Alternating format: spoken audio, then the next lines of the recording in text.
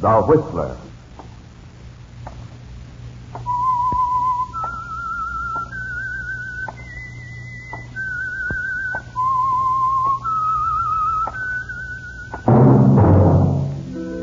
And now the Whistler's strange story. Solid Citizens.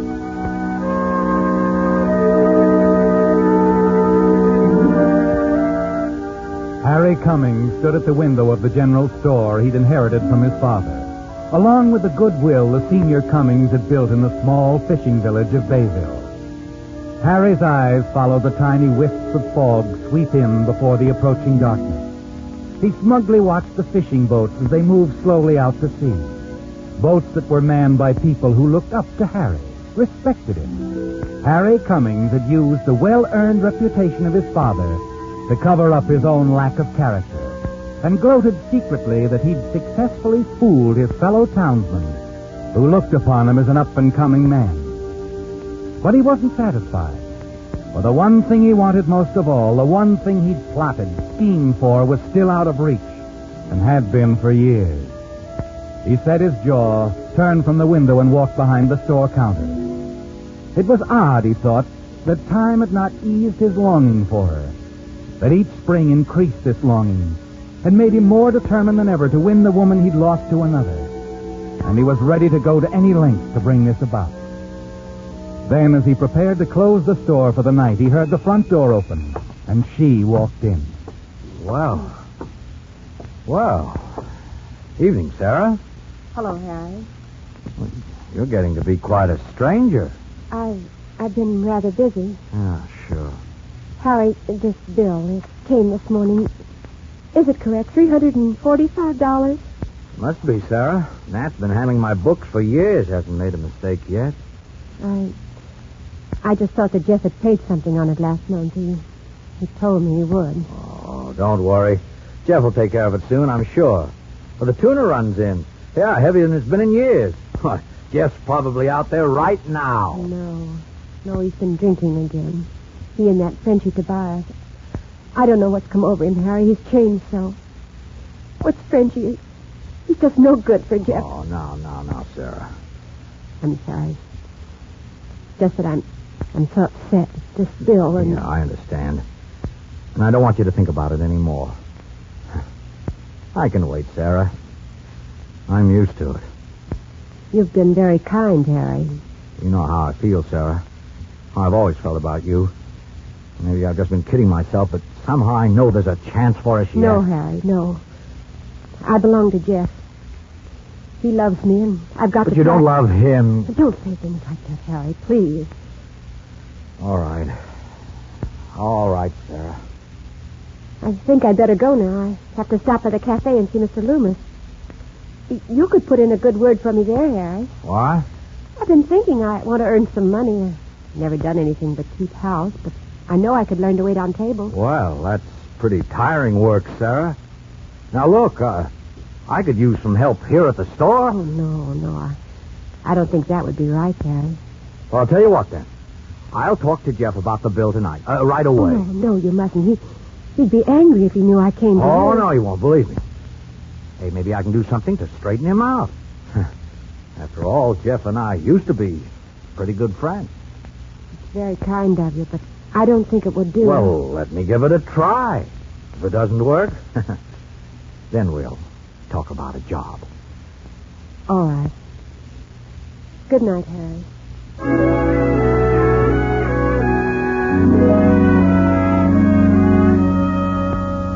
Yes, Harry. You're going to have a talk with Jeff for her sake. And for his, too. That's what Sarah thinks. A noble gesture, isn't it?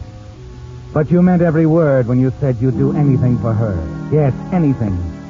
Even though the law says she belongs to another man. You know you're smart enough to change all that. And it will happen sooner or later. And one day she'll be Mrs. Harry Cummings. Moments after she's gone, you close the store, throw on your topcoat against the chill of the wetting fog, walk 2 sand-gritted blocks to the wooden dock. You can hear the easy slap of the bay against Jeff's fissure, the throaty blast of a steamer beyond the bay's mouth. You climb aboard the small boat and make your way along the cluttered deck, and then stop before the cabin door.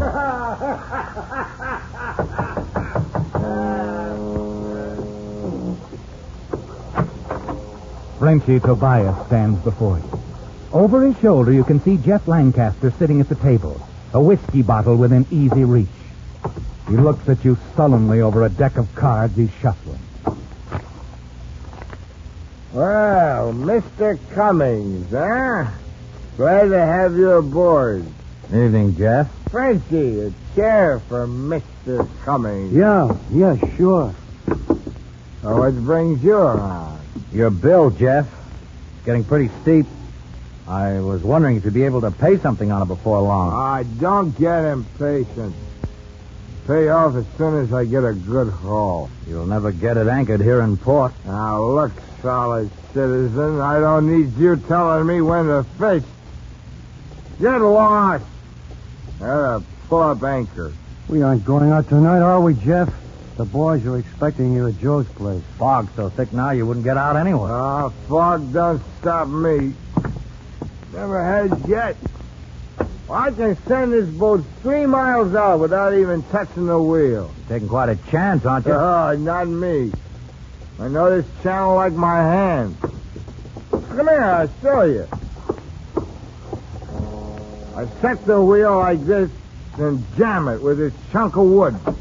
With the tide the way it is, she's headed seaward. I could start her up and put her in gear. I've done it too, haven't I, Frenchy? Yeah, sure, Jeff, but the boys are expecting you. Go on over and tell the boys I can't make it. I'll warm her up. Okay, I'm going. And hurry back, we're sailing out.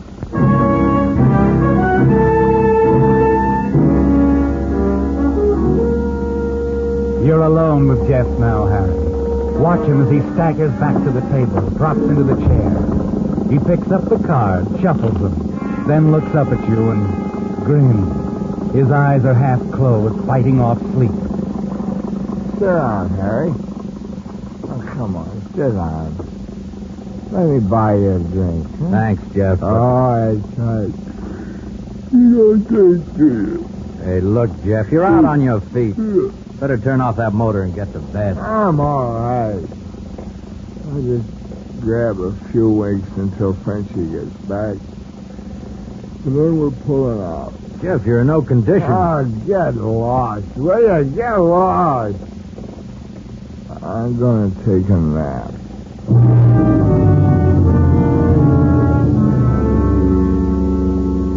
You watch him slump face down on the table. Your eyes swing around the cabin to the controls. You stare at the wheel jammed with a block of wood. And then suddenly the thought hits you. The sound of the motor begins to pound into your brain, and Jeff's words come back to you. I set the wheel like this. Jam it with this block of wood. With the tide the way it is, she's headed seaward. I could start her up, put her in gear. You look back at Jeff, sound asleep. Then slowly you walk over to him and stand there for a moment. Then you reach over to the shelf behind him, and your hand closes around a heavy monkey wrench.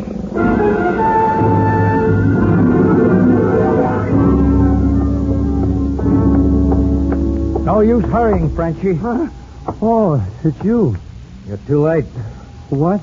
Well, you know how Jeff is when he's drunk. I couldn't talk him out of going. He decided not to wait. He sailed without you. He's just gone. That's right. He's gone.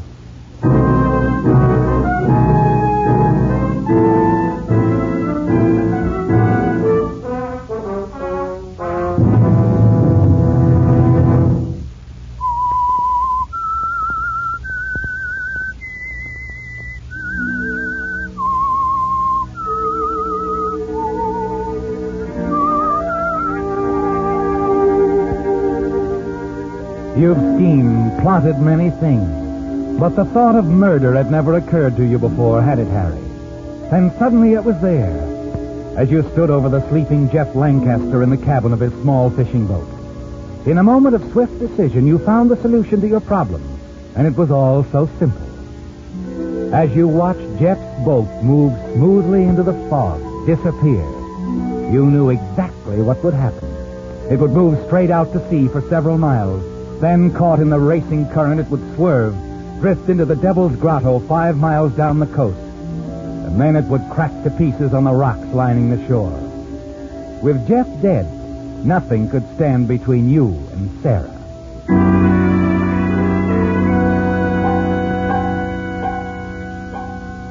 You wait anxiously in the days that follow for news of the tragedy to reach the village.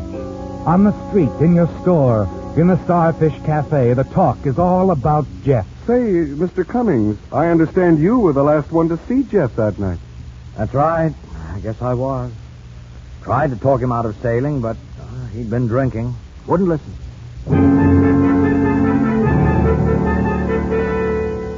You find yourself repeating the lie over and over. And they believe you, don't they, Harry? Yes, you're Harry Cummings. Solid citizen, well-liked, respected. Why shouldn't they believe you? And then early on the morning of the 4th day, the news finally comes. Jeff's boat has been found, and you phoned Sarah. Yes, Harry, I heard about it a few minutes ago. The sheriff came by. He and some of his men were headed for the grotto. I wanted to go, but... Oh, no, it's too much for you, Sarah. But if Jeff's alive, hurt... Look, let me go for you. I'll start right now. You stay home and rest. I'll do all I can.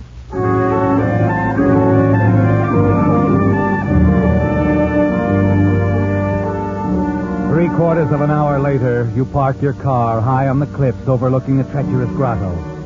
Below you, a rock-torn gash in her hull, Jeff's boat lies on a spot of sand beached by low tide.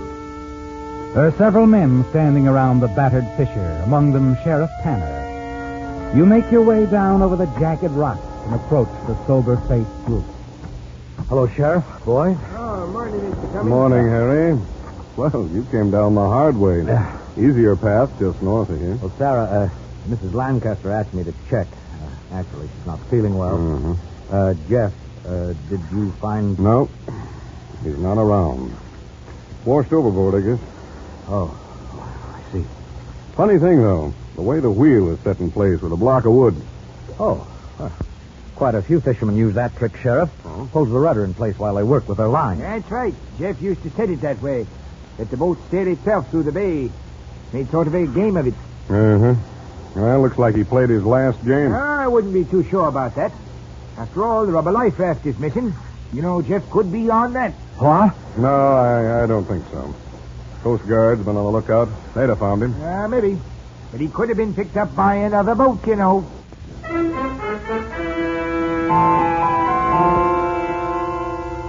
It's days later, and they still haven't found the body, have they, Harry? It bothers you, doesn't it? But you have other things to think of. Yes. Things like the accusations made by Frenchie Tobias to the sheriff. Frenchie here has been doing some crazy talking, Harry. I figured he ought to say it straight out to you. We could clear it up quick. Certainly, Sheriff. Go ahead, Frenchie. Well, when I left the boat that night, Jeff was awfully drunk. He set the wheel with that chunk of wood, just like it was when the boat was wrecked. Mr. Cummings here heard him say that the boat could go out all by itself. Yes, I believe I did. The way the boat headed straight back for the Devil's Grotto, it looks just like it bore out and drifted back. Exactly how it'd be if no one touched the wheel. So? So I think that you put the boat in gear, Mr. Cummings. Cut her loose and let her go. I think maybe Jeff passed out, or you hit him on the head with something. Oh, I see. Now, you understand, Harry. Frenchie has lost his best friend. He's not thinking straight. Yes, I understand, Sheriff. Look, Frenchie, you realize, of course, I had no reason to murder Jeff Lancaster. You used to be in love with his wife. What? Yes, that's true. But everyone knows that. I still think a great deal of Sarah. But to say I murdered her husband, well, it's simply fantastic, that's all. That's my feelings, too, Harry. Frenchie is going to have to take the loss of his friend like a man. Keep his fancies to himself. No, I figured no one would even listen to me. You'd be believed if you had any proof. But you can't just say, I think, or I believe and be heard. Don't you see? Yes, I see. That ever since I was a kid and checked around by my people, I never had a chance till Jeff took me in. Jeff certainly had his good points. He gave me a job, treated me human. I hate this town. If I had the money, I'd leave. Now cut that stuff out. Easy, Sheriff. Like you said, he's lost a friend, a good one. And we must understand. He needs help. And I'm willing to lend a hand. Frenchie, look, I'm buying a fishing boat. You're not only going to work on it, you're running it. Huh?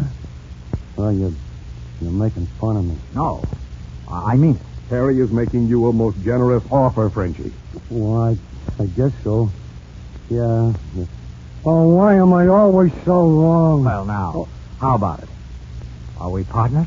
Well, I guess so. Sure. Well, you might thank him. Well, thanks. Thanks, Mr. Cummings, very much. I'll see you later.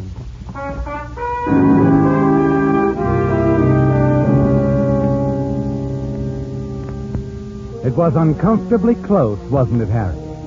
And now you have to buy a second-hand fishing boat and turn it over to Frenchie. But it's worth it, isn't it? Because you can stop worrying about him. Your action not only turns his anger into gratitude, it makes you a generous man in the admiring eyes of the town. Frenchie came in with his third load of tuna today, Harry. Yeah. Yeah, I watched him unload. Say, he's so proud of himself in that boat that he hasn't even hired a helper. Does all the work himself. He'll turn out fine, Sheriff. You'll see. Sure. Thanks to you, Harry. It's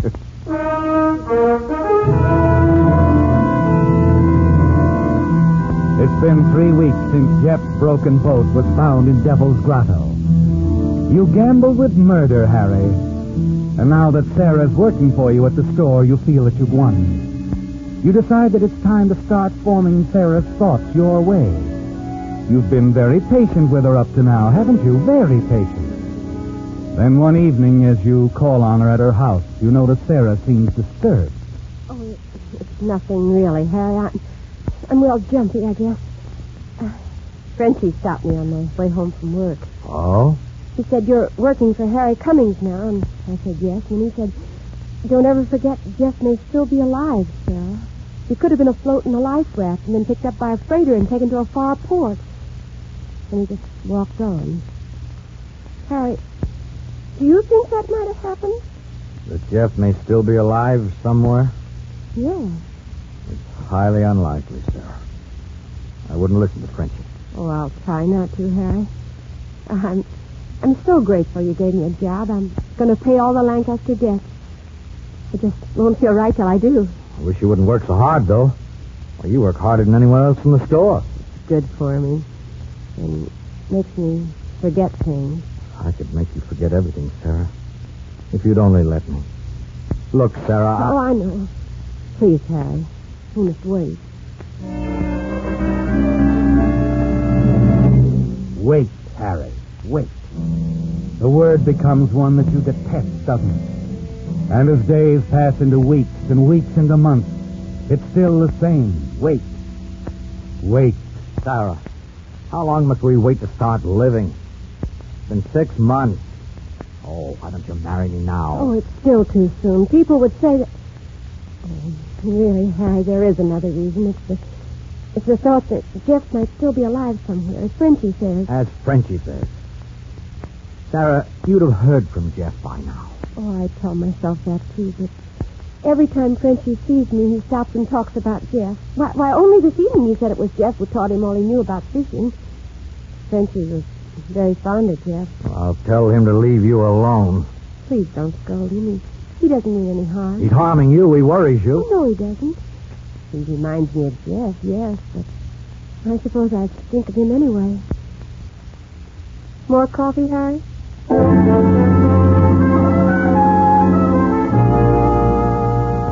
Frenchie's ruining everything, isn't he, Harry? Jeff's devoted friend. And you can't stand it much longer. The waiting must stop. And walking home that night, you know there's really only one way. It's been the answer before, hasn't it, Harry? You decide that it must serve you again. You walk past your own place that night, thinking it all out, step by step, discarding one method for another. And then, quite suddenly, you have it. And it's simple, isn't it? All you have to do is make sure of one thing. You do the very next day. Frenchie? Oh, Frenchie. Yeah? Oh, Mr. Cummings. Hello there. How was it today? Oh, fair catch, Mr. Cummings, but I came in early. Oh? You, going out tonight? That's right. You're a hard worker, Frenchie. Best fisherman on the dock. Almost as good as Jeff Lancaster. Nobody's as good as Jeff Lancaster. He was a good teacher, wasn't he? Jeff? He taught me all I know. Yeah, sure he did. Say, you use the same method, don't you? Even the block of wood on the wheel and all that? Oh, that's a good idea. Man can run his boat and get some rest, too. Yeah, I suppose so. And speaking of rest, Frenchie, you better get some for tonight. Well, I was just going up to my room, Mr. Cummings, making sure the boat was ready, that's all. Well, I'll see you later. Yeah, sure, Frenchie. Sure you will.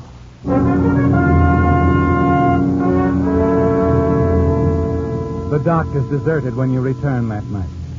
You've timed it so that you'll arrive a little before Frenchie does, because you've something to take care of. It doesn't take long, does it, Harry? A few sturdy blows with a heavy wrench, and you manage to loosen the sea cocks in the forward part of the boat. Not much.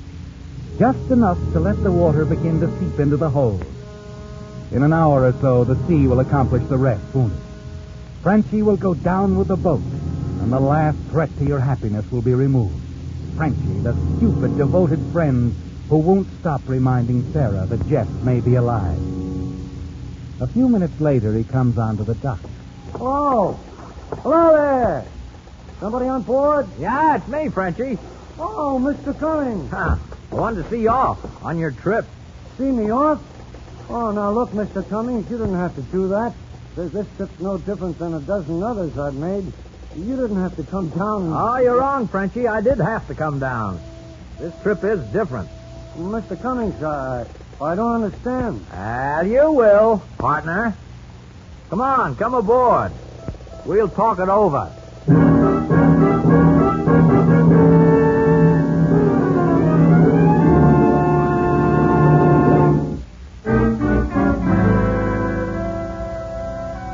It's almost over, Harry. You have the monkey wrench in readiness. The same one you used to knock the sea cocks loose. And you know that at this moment, water is already seeping into the forward hold. You're both in the cabin now, and you have only to knock Frenchie out and send the little boat out to sea. Anyway, in an hour or less, there will be enough seawater in the hold to sink her. Sink her deep. And then suddenly Frenchie has something to say. Something that surprises you. I don't know how you found out, Mr. Cummings. You seem to figure these things... Anyway, you're right. This was to be a different trip. What do you mean, Frenchie? Well, I planned to run away. Steal the boat? Oh, no, I'd have sent it back somehow, but I wanted to leave this town, Mr. Cummings. Get away, go places where I'm not always reminded of Jeff. You're a good friend. Yeah. You've been a friend, too. Only I haven't been very grateful, I guess. Oh, you've been all right, Frenchie. Anyway, it doesn't matter. Yes, it does. You were trying to help me. And all the time I hated you. Thought things about you. Well, never mind that now, Frenchie. But I do mind. Jeff would mind, too. He wants Sarah to be happy with you or somebody. So I'm going away, Mr. Cummings. Now, wait a minute. Sure, I know you want to stop me. Because you're kind and good. Well, you're not going to stop me, Mr. Cummings. Forgive me for this, but I'm not going to ruin your happiness anymore. Forgive you for what, Frenchie? I For don't... this!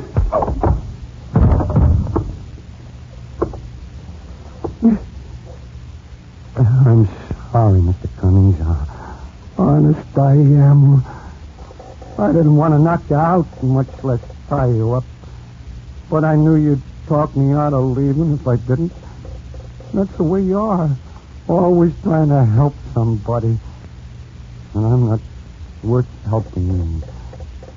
You stay here on the boat.